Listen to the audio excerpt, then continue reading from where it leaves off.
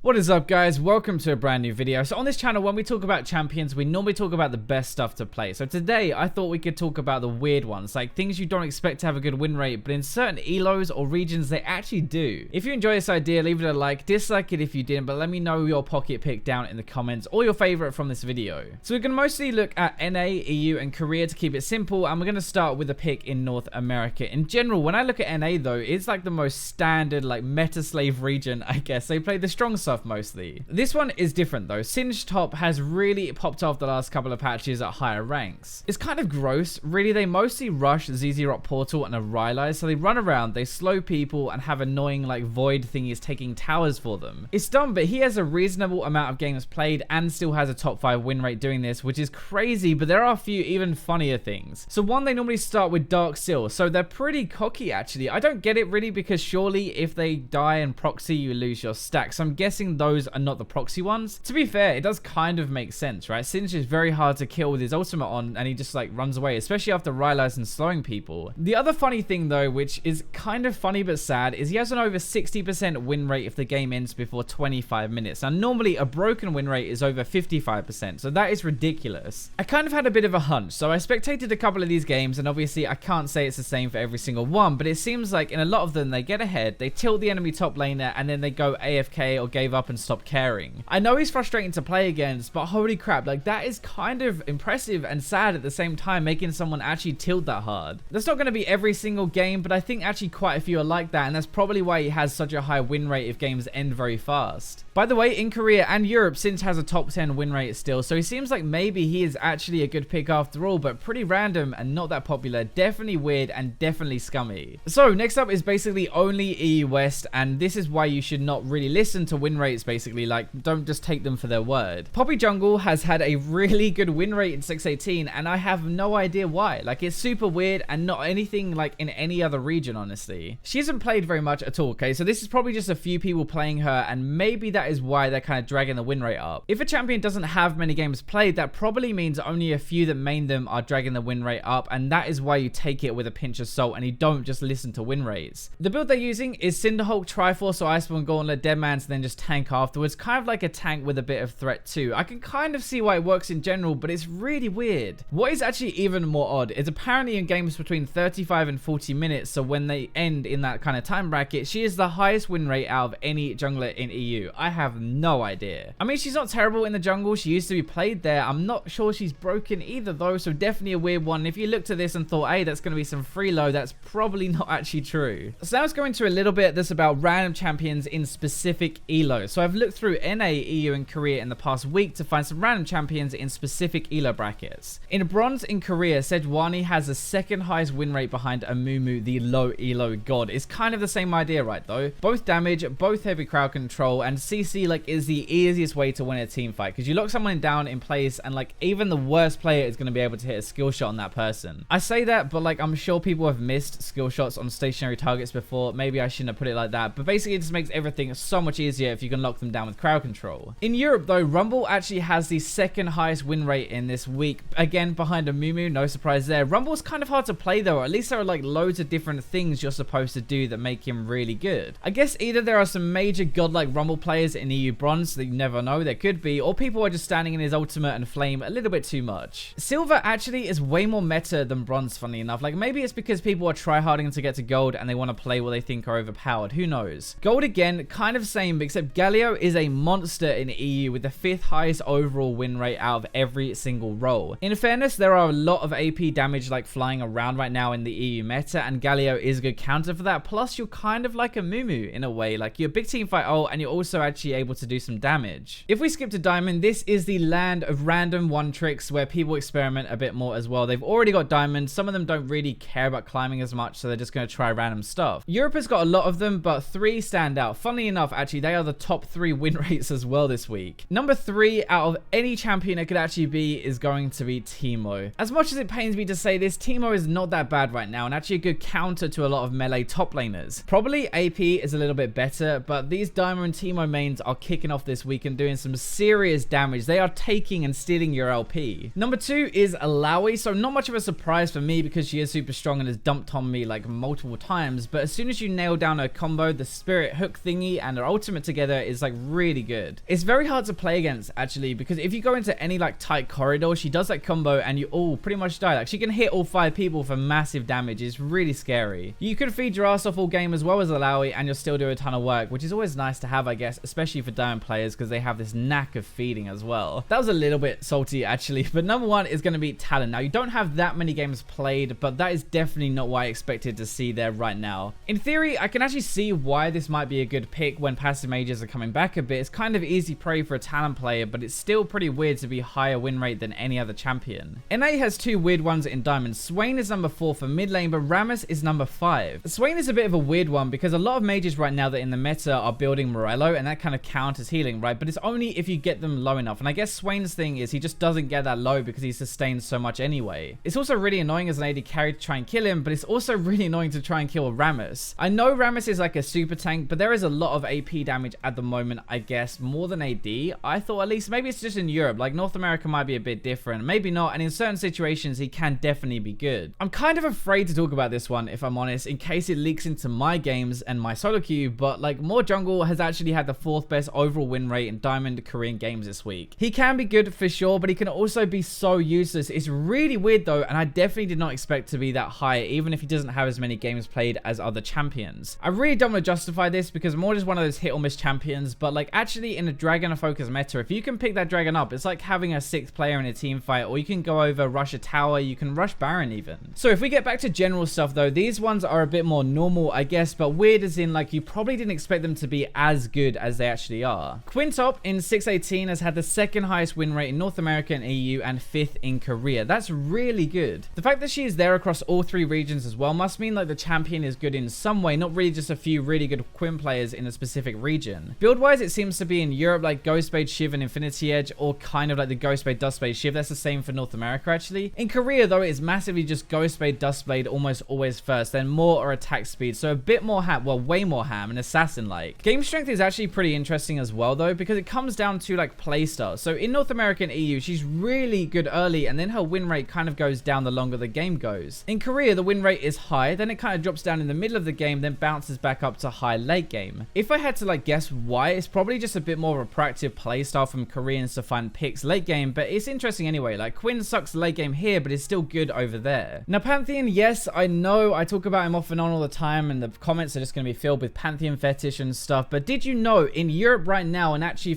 kind of in Korea, Pantheon mid has one of the best win rates. In EU, he does have the best win rate, as in number 1 mid lane, as kind of a lot like Talon, I guess. He preys on these weak mages, then they can't really do too much about it until later into the game. Pantheon is like the face roll stomp champion of season 6. You get ahead and it's an easy game, but get behind and you're probably going to end up sitting on your own spear a lot. As always though, as well, this is kind of normal now, like top lane in all 3 regions, he has a really good win rate. I say this all the time, so it's not that weird, but like statistically he is very good and up there right now. Korea, he is 2nd, NA 1st, and Europe 3rd. I know he's not super meta or whatever, but he is spanking a lot of people right now and a proper carry champion. In Korea, he is the 5th most popular champion as well. Speaking of Korea, Sion again has come back up both support and in the top lane. It's weird because he's never that popular, but he just seems to always have a good win rate for some reason. Support wise, he is probably one of the best kill lanes you can play, so that would probably explain it slightly, but we have loads of defensive passive supports and Sion is good at killing them. That's basically how those lanes go. It's weird to me though, at least, that Sion has a top 3 win rate top lane. I know they do like tanks and stuff and having a good team comp. Sion provides that, and also like some damage and engage, which is a big bonus. Matchup wise, I think is where it's coming from mostly, because he gets too tanky for like Echo, Riven, Yasuo, Pantheon, or Irelia to kill, and those are the 5 most popular champions there right now. Something we haven't seen much before of is getting actually more damage. Titanic Hydra or Iceborne on him is becoming quite popular too, so adding a little bit of threat to his really tanky kit. The last one I'm going to mention is Kayle. Again, not super